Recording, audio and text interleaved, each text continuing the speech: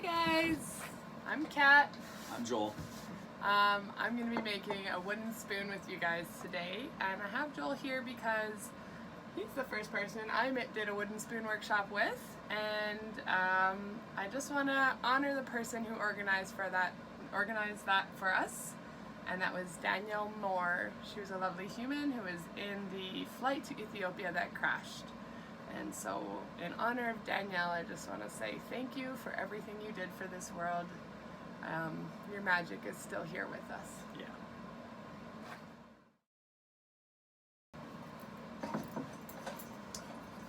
Okay, so when I made this spoon with Joel and Danielle, we used pallet wood. So we were teaching people how to take pallet wood and turn them into spoons using only hand tools. Today we're going to use a jigsaw.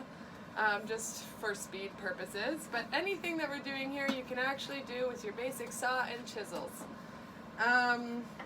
So for pallet wood you want a softer wood if you're going to do it in a short period of time, obviously, so that would be like a fir or a spruce.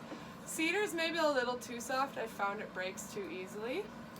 If you want something that's long lasting and durable, you can go with like an ash or an oak, and you can even find those kinds of woods and pallets as well. So first step is you're going to take your spoon and you're going to trace it into your piece of pallet wood. I've used pine here, and that's a softer wood. The next step, you're going to clamp your piece of wood onto something like a sawhorse or onto your tabletop, and then you're going to cut your spoon out with a jigsaw or a handsaw if you have the time. With a jigsaw, safety is keep your hand away from the blade. So what I like to do is I have the hand that's operating the machine. That hand's safe because it's not turning on unless I press the button, right? And then the other hand is the one you have to worry about, similar to a miter saw. I like to just control the saw by holding my hand on the back side, and I have no way of my hand slipping down and getting under there. And with a jigsaw, you have a guide here. You want to make sure that your line that you're cutting is in the middle of this guide. So now that we've cut out the basic shape of our spoon, the next thing to do is carve down the handle and the edges of the back of the spoon. Then after that, I'll teach you how to use some chisels to carve out the dip in the spoon.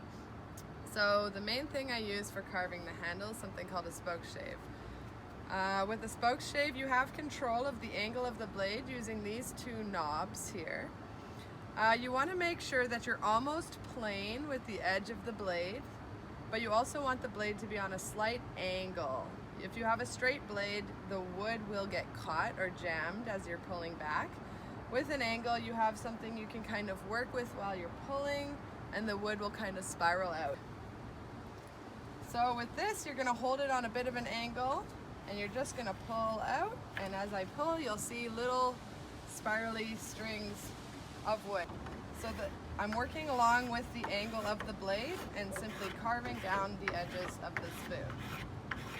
So now I have finished carving out my spoon on the back and on the handle. And the next step is to carve out the front of the spoon. I have two chisels that I typically use when I'm carving out the inside of a spoon. I like to use a smaller chisel set, but if you have a larger set, that's fine too. So when I have a beveled edge chisel like this, I'm just gonna get close so you can see that. There's one edge that's beveled or on an angle and one edge that's straight. So you can go around the edge of your spoon and hammer down to make sure that you get a lip. And then you're going to be just carving out the inside of the line that you create there. The other chisel you might be working with is called a roughing gouge. And with a roughing gouge, you have a U-shaped or like a semicircled beveled edge on your chisel. And that's what I'm doing most of my work with, where I'm digging in and basically carving out from that lip that we create with the other chisel. One thing you have to keep in mind when you're using a chisel is you should have both hands on the chisel and making sure that you're not carving towards your other hand, because it's really easy to get injury that way. So once you've carved out the inside of your spoon, the last thing you're going to do is sand. When you're picking your sandpaper, you're going to typically want to pick around 3 different grits. So the first one should be a really low grit sandpaper. You'll start with around a 60 to 80 grit, and then you're gonna get to a finer grit. So you're gonna have around a 320 that you land at. And so we started off cutting out the shape of our spoon. After that, we have to use a spoke shave to carve down the handle on the back side. We then use our chisels to carve out the inside of our spoon.